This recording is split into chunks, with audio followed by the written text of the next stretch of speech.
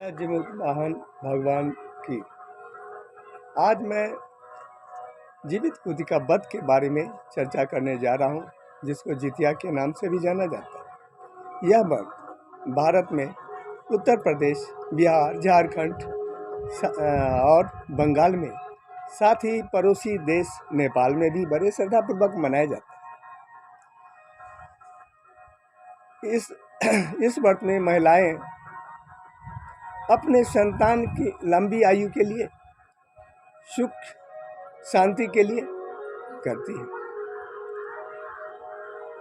यह व्रत आश्विन मास में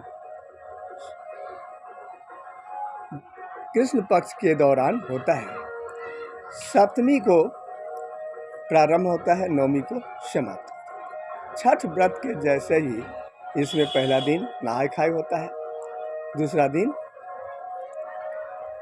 निर्जला व्रत और तीसरा दिन पारण। इस वर्ष 2022 में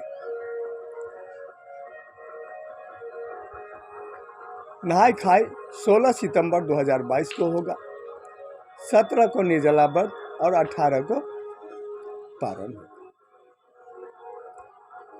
इस व्रत के साथ कुछ कहानियां हैं। कहा जाता है कि जीवित वाहन नाम का एक राजा था। वह सांसारिक सुखों को त्याग करके अपने राजपाट को अपने भाई को दे करके जंगल में चला गया। जंगल में जाने के बाद में उसने देखा एक महिला, वृद्ध महिला रो रही थी। उससे जब राजा जीवित वाहन ने पूछा, जो आप क्यों रो रही हैं माता? वह बोली, जो यहाँ गरुड़राज है, उसका आदेश है जो प्रत्येक दिन भोजन में एक एक संतान को मेरे पास भेजना है, देना है, मुझे देना है।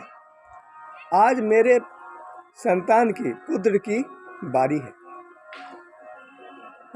राजा बहुत दयालु था। उस वृद्ध महिला की हालत को देख करके राजा ने बोला, जो माता, तुम चिंता नहीं करो, तुम्हारे पुत्र को कुछ नहीं होगा। वो वृद्ध महिला जिस कपड़े में लपेट करके अपने संतान को गरुड़राज को पेश करती, उसी कपड़े में वो जीवित वाहन लिपट गए। जब गरुड़राज आया, उस जीवित वाहन जो कपड़े में लपेटे हुए थे, उनको लेकर के जब चला गया और जब देखा तो उसमें जो है आदमी को देखा और मन में सोचा, जो भाई हमसे तो लोग जीव जंतु डरते हैं, फिर इसको तो कोई डर नहीं है। उससे पूछा,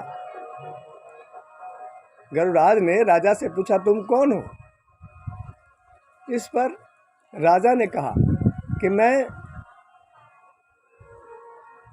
राजा था और मैं सांसारिक सुखों से तंग आ गया था। मुझे अच्छा नहीं लग रहा था। मैंने उसको त्याग करके अपने भाई को संपूर्ण राजपाट उसको दे करके जंगल में चलाया। जंगल में आने के बाद में ये वृद्ध महिला रो रही थी। उसने जो है सभी बातें मुझे बताई। बोली, जो आज मेरे पुत्र को गरुड़राज जो है मार देंगे। इस पर मैंने उसको कहा कि तुम्हारे पुत्र को कुछ नहीं होगा। उसके पुत्र के बदले में मैं खुद आ गया। राजा की बहादुरी को देख करके गरुड़राज बहुत प्रसन्न हो गया और साथ ही उसका दिल पिघल गया। राजा को जीवन दान दिया और राजा से कहा कि आज से मैं कोई भी सर्प को भोजन में नहीं लूँगा। इसके अलावा और भी एक कहानी है, जो नर्मदा नदी के किनारे एक पाकर का, नदी किनारे मरुभूमि में एक पाकर का वृक्ष था। उस वृक्ष के ऊपर में एक चील रहता था और वृक्ष के जड़ में एक सियारन मतलब खोखर में, एक खोखर था उसमें रहती थी। दोनों में काफ़ी दोस्ती थी। कुछ महिलाएं वहाँ पर जीवित पुत्रिका वध कर रही थी। उसको देख करके चील और सियारन को उसके मन में भी व्रत करने का विचार आया। दोनों ने उस व्रत को किया।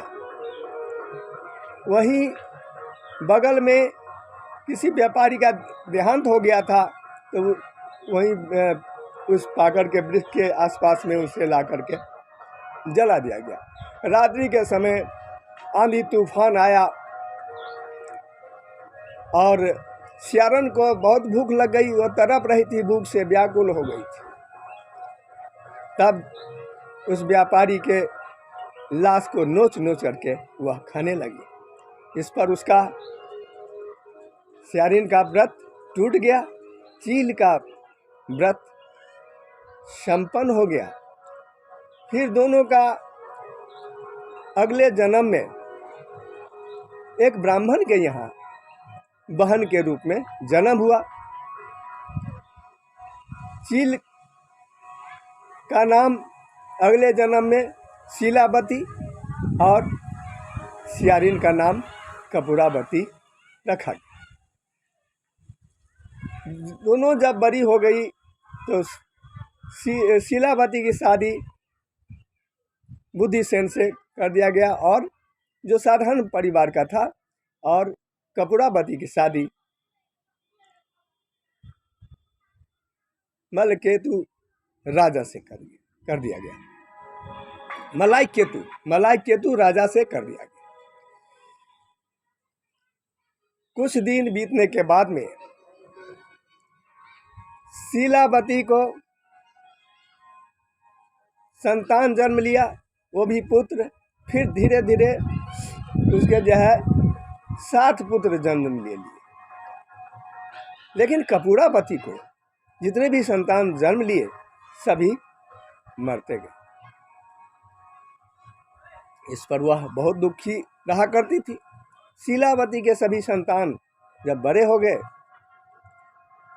तो उसी राजा के दरबार में, मलाइकेतु के दरबार में जा कर के काम करने लगे।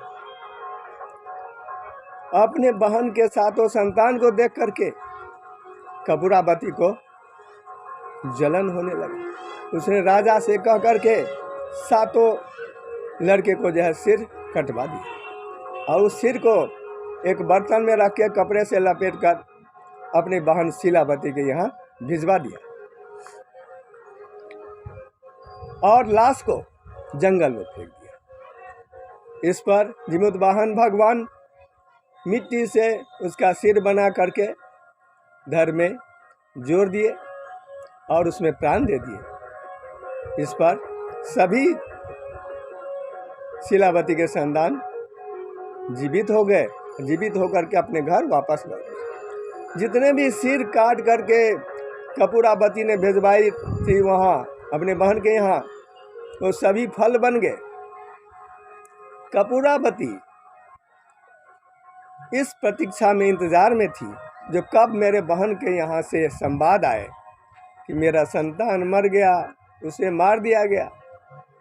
जब कोई संवाद उसके पास में नहीं पहुंचा कपूरावती के पास में, तब कपूरावती खुद ही अपनी बहन शीलावती के यहाँ चली गई। वहाँ जाकर के अपने बहन के 7 लड़के को जब जीवित देखा तो वह बेहोश होकर के वहीं गिर गई। जब उसको होश आया तब अपनी बहन को सभी बातें बताने लगी। इस पर शीलावती को पिछले जन्म की बात याद आ गई। याद आते ही अपनी बहन कपूरावती को लेकर के उसी पाकड़ के वृक्ष के पास में चली गई और वहाँ शीलावती अपनी बहन को सभी कहानी कहने लगी।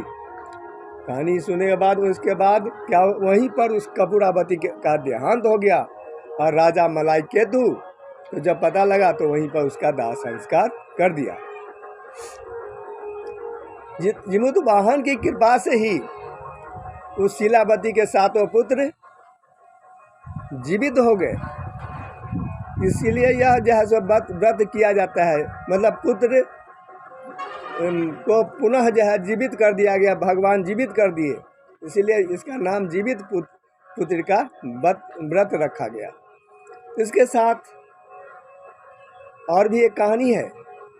कहा जाता है कि महाभारत युद्ध में अश्वत्थामा के पिता की जब मृत्यु हो गई, तब अश्वत्थामा क्रोध में आकर के पांडवों का वध करना चाहते थे। सभी पांडवों का वध करना चाहते थे, और जहाँ पर पांडव सोते थे वहाँ पर पांडव के 5 पुत्र सोया हुआ था। वो जो है अश्वत्थामा जा करके पांडव समझ करके 5 उसके पुत्र को मार दिया। इस पर सभी पांडव क्रोध में आकर के, भगवान कृष्ण क्रोध में आकर के अश्वत्थामा का मणि निकाल लिए। अश्वत्थामा इसका बदला लेने के लिए उत्तरा के गर्भ पर ब्रह्मास्त्र चला दिया, उसको नष्ट करने के लिए।